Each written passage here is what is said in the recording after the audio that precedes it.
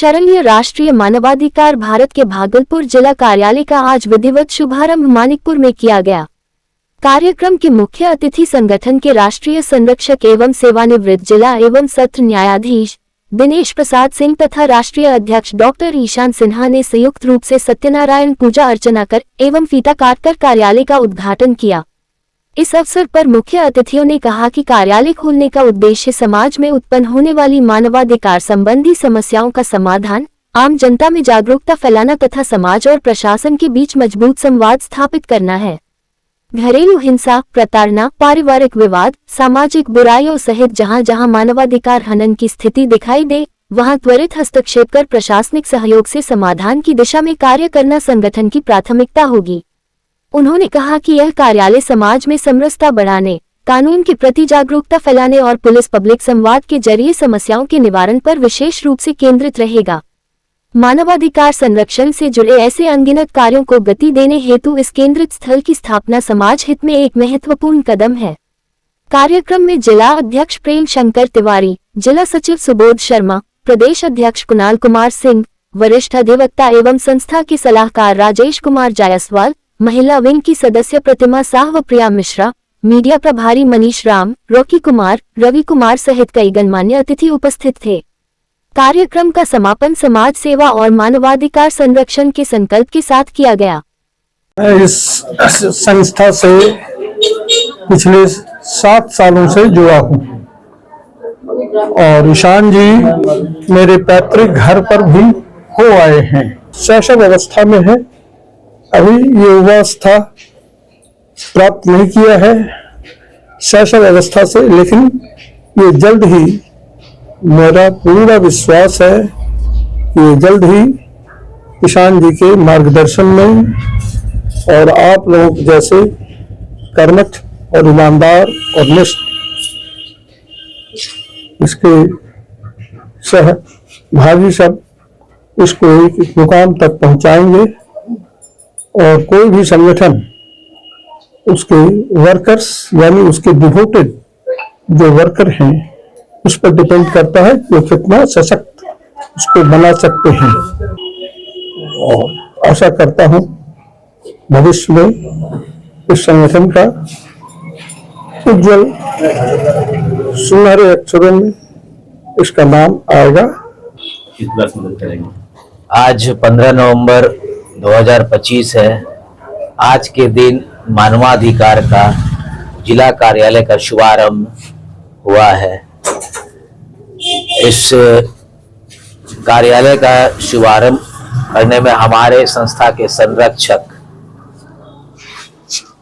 जो हमारे बीच में हैं, दिनेश प्रसाद सर, जो जिला एवं सत्र न्यायाधीश हैं, और हम लोगों को लगता है कि हम लोग समाज के प्रति जिस प्रकार समर्पित होकर काम कर रहे हैं, जो भी समस्याएं समाज की आएगी उस चीज को हम लोग नाप तोल कर देखते हैं, समझते हैं और ईमानदारी पूर्वक उस दिशा में कार्य को करते हैं। UCO bank Bhagalpur zonal office पर गंभीर आरोप, बैंककर्मी परेशान, चरणबद्ध आंदोलन की चेतावनी। भागलपुर से बड़ी खबर आ रही है, जहां यूको बैंक की जोनल शाखा पर मनमानी और ट्रांसफर पोस्टिंग में धांधली के आरोप लगे हैं। बैंक में कार्यरत कर्मचारी लंबे समय से मानसिक प्रताड़ना और मनमौजी फैसलों से परेशान बताए जा रहे हैं। भारतीय मजदूर संघ के बैनर तले सैकड़ों बैंक कर्मियों ने आज भागलपुर जोनल कार्यालय पहुंचकर लिखित आवेदन सौंपा और अधिकारियों के मनमानी रवैये पर रोक लगाने की मांग की। कर्मचारियों ने आरोप लगाया कि ट्रांसफर पोस्टिंग में पारदर्शिता नहीं है और कई मामलों में मनचाही तरीके से आदेश जारी किए जा रहे हैं। Bihar state UCO bank officers association के नेता सचिन चंद्र मोहन सिंह ने जोनल अधिकारियों पर गंभीर आरोप लगाते हुए कहा कि अगर धांधली पर रोक नहीं लगी और मामले में वरीय अधिकारियों ने तुरंत संज्ञान नहीं लिया तो आने वाले दिनों में पूरे बिहार में शांतिपूर्ण लेकिन चरणबद्ध आंदोलन चलाया जाएगा। फिलहाल बैंक कर्मियों में आक्रोश है और संगठन ने साफ कर दिया है कि जब तक मनमानी बंद नहीं होती तब तक विरोध जारी रहेगा। ऑफिसर एसोसिएशन के Bihar state UCO bank officer association के भागलपुर अंचल कार्यालय के समक्ष सारे अधिकारी उपस्थित हुए हैं। उसका सबसे मुख्य कारण यह है कि हमारे जोन में, भागलपुर जोन में पूरी तरह से मैनेजमेंट के द्वारा ऑफिसर के ऊपर अत्याचार किया जा रहा है। अत्याचार की बातें अगर कहें हम गिनाने लगे तो शाम से सुबह हो जाएगी, सुबह से फिर शाम हो जाएगी, बता नहीं पाएंगे कि आज बैंकिंग इंडस्ट्री में सबसे ज्यादा समस्या हम लोग जो ऑफिसर कम्युनिटी झेल रहे हैं वो है वर्क लाइफ बैलेंस का। वर्क लाइफ बैलेंस पूरे ऑफिसर कम्युनिटी का हेल हो चुका है, डिस्पाइट कि हमारे respected MD and CEO sir UCO bank के अश्विनी कुमार ऑलरेडी कह चुके हैं कि हमारे जितने कर्मी हैं, अधिकारी हैं, कर्मचारी हैं, सब लोग टाइम से 5:30 तक घर के लिए प्रस्थान कर जाइए। हमारे सीजीएम सर श्री राजेश नागर सर ऑलरेडी कह चुके हैं कि सब लोग को टाइम से घर जाना है। जितने भी हमारे लोग हैं आज आहत हैं, उसका सबसे अमुक कारण ये है कि यहाँ के लोकल मैनेजमेंट, हमारे अंचल प्रबंधक श्री राजकुमार जी जो भागलपुर का अंचल प्रबंधक है, वो बिल्कुल ही हमारे टॉप मैनेजमेंट की बातों को अनदेखा कर दिए हैं और उनका मानना है कि हम इस जोन के रॉबिन हुड हैं, हम जैसे चाहेंगे वैसे जोन को चलाएंगे। एक महिला को, अनमैरिड महिला को, आप लोगों को पता होगा कि भितिया कहाँ पर है, एक नक्सल प्रभावित इलाका है, तो बांका से उठा करके भितिया ऐसे नक्सल ब्रांच में डाल दिया गया और वो एक अविवाहित महिला है, अधिकारी हैं, रो रो के उनका बुरा हाल है। दिव्यांग भाई बंधु जो हमारा है उसको उठा करके ईस्ट से वेस्ट कर दिया गया, जबकि गवर्नमेंट भारत सरकार का कहना है उनको घर के बगल में देनी है, अधिक पोस्टिंग देनी है। तो इन सब चीजों को लेके हम लोग आज यहाँ खड़े हैं कि वर्क लाइफ बैलेंस को मेंटेन करिए और जो गलत तरीके से ट्रांसफर आपने किया है उसको इमीडिएट वापस लीजिए, चाहे हमारे अधिकारी या लीडर का ट्रांसफर किया उसको वापस करिए, और अगर वापस अतिशीघ्र नहीं करेंगे तो ये आज हम लोग मेमोरेंडम देने आए हैं जोनल हेड को, और ये लड़ाई तब यहाँ तक नहीं रुकेगी। ये लड़ाई अंचल से पूरे बिहार से पूरे भारत में इसको हम लोग लेके जाएंगे। मूल डिमांड है कि ये जो गलत ट्रांसफर्स हुए हैं वो ट्रांसफर्स कैंसिल हों और सभी अधिकारियों के जीवन में जो कष्ट आ रही है, ये लेट सिटिंग, बहुत बैंकर्स के ऊपर भी बहुत ज्यादा ट्रेमेंडस प्रेशर रहता है, उस प्रेशर को कम किया जाए, वर्क लाइफ बैलेंस बनाया जाए और सबको जल्द से जल्द ऐसा वातावरण दिया जाए काम का जिसमें वो स्वस्थ भी रहे, अपने परिवार को भी देखे और बैंक को भी आगे बढ़ाए। मांगे अगर पूरी नहीं होती हैं, हम पूरे बिहार में इस एजिटेशन को लेके जाएंगे और बिहार के बाद चरणबद्ध तरीके से पूरे अखिल भारतीय हमारा जो महासंघ है वो इस एजिटेशन को लेके आगे बढ़ेगा। भागलपुर के वाणिज्य कर विभाग माल एवं सेवा कर कार्यालय के कंप्यूटर रूम में अचानक आग लग गई। आग लगने के बाद देखते ही देखते कंप्यूटर रूम में रखे सभी कंप्यूटर, इलेक्ट्रॉनिक उपकरण और कई महत्वपूर्ण कागजात जलकर राख हो गए। आग लगने की सूचना मिलते ही विभागीय कर्मियों में अफरा तफरी मच गई। तुरंत अग्निशमन विभाग को इसकी जानकारी दी गई। मौके पर पहुंचकर फायर ब्रिगेड की टीम ने काफी मशक्कत के बाद आग पर काबू पाया। अग्निशमन विभाग के पदाधिकारी नागेंद्र उपाध्याय ने बताया कि शुरुआती जांच में आग लगने का मुख्य कारण शॉर्ट सर्किट प्रतीत हो रहा है, हालांकि घटना की पूरी तहकीकात जारी है।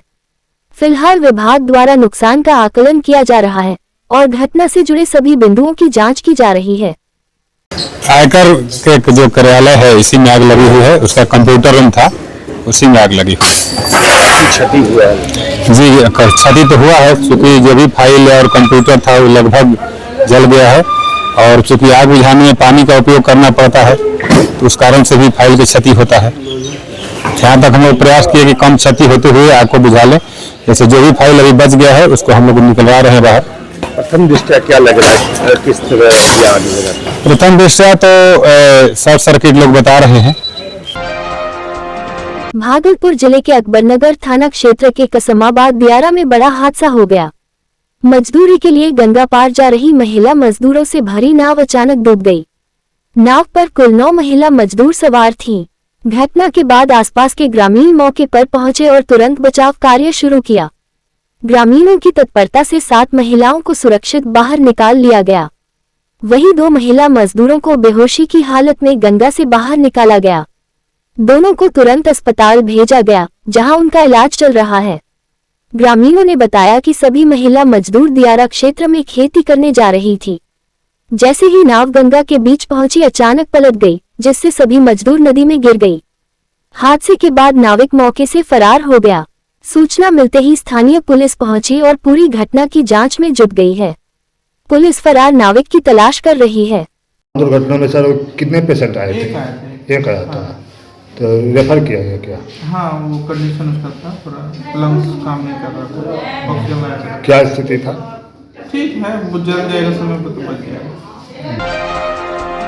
भागलपुर के जगदीशपुर थाना क्षेत्र के पुरानी खरादी मोहल्ले में शनिवार को जमीन विवाद को लेकर मारपीट की बड़ी घटना सामने आई है।